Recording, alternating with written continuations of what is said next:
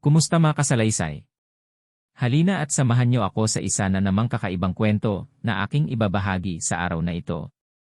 Ang aking isasalaysay na kwento ay may pamagat na Benji, ang dakilang tamad. Sa bayan ng Tawa-Tawa, mayroong isang lalaking nagngangalang Benji. Kilala siya sa kanilang komunidad bilang isang tamad at tambay. Ipinanganak si Benji sa isang simpleng pamilya. Ang kanyang ama ay isang magsasaka, habang ang kanyang ina ay isang simpleng empleyado sa isang establishmento. Bagamat mayroon silang kinikita para sa pang-araw-araw na pangangailangan.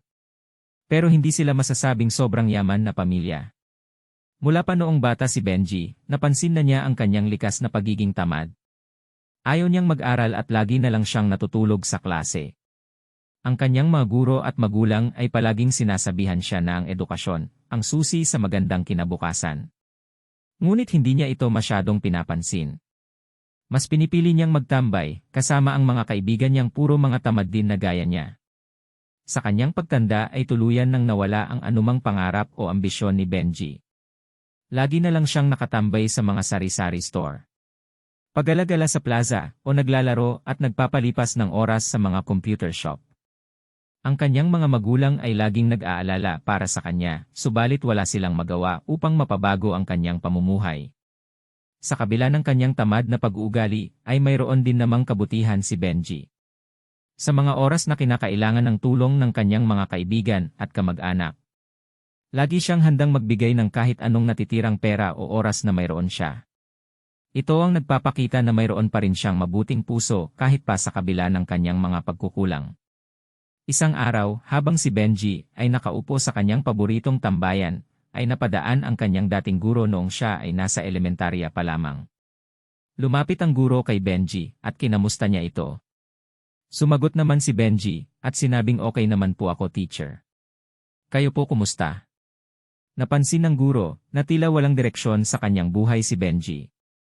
Nagkaroon sila ng mahabang usapan at dahan-dahan, unti-unti niyang naipaintindi kay Benji ang halaga ng pagkakaroon ng pangarap at layunin sa buhay. Ipinakita niya sa binata ang mga paraan kung paano maaaring baguhin ang takbo ng kanyang buhay at paano niya maaaring gamitin ang kanyang kakayahan at talento. Hindi ito naging madali para kay Benji. Ngunit sa tulong ng dati niyang teacher, natutunan niyang mangarap sa buhay. Nagpursige siyang magkaroon ng isang maliit na negosyo at natutunan niyang maging produktibo. Minsan, nagiging mahirap pa rin para sa kanya ang labanan ang mga lumang bisyo.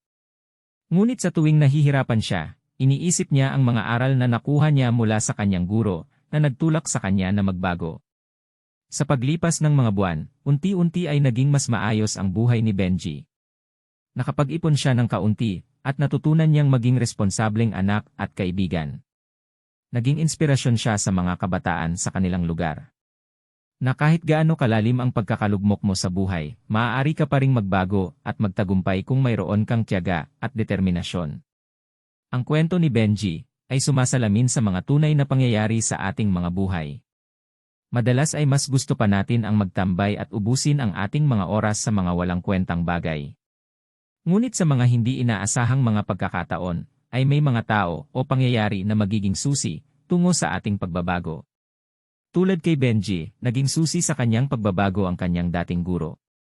Kaya huwag sayangin ang mga oportunidad na binibigay sa atin ng panahon. Magsikap at huwag magiging tamad para sa ating mga pangarap. Sana po ay nagustuhan niyo ang kwento natin sa araw na ito. Muli mga kasalaysay. Sinusuyo ko po kayong lahat na suportahan ang ating YouTube channel. Huwag po nating kalimutang i-like, mag-subscribe, i-share at pindutin ang notification bell para lagi po kayong updated sa mga bago at exciting na mga kwento. Asahan po ninyo na lalo ko pa pong pagbubutihan at sisikaping makapagbigay ng saya at inspirasyon. Ang inyong tagapagkwento, Datu Salaysay.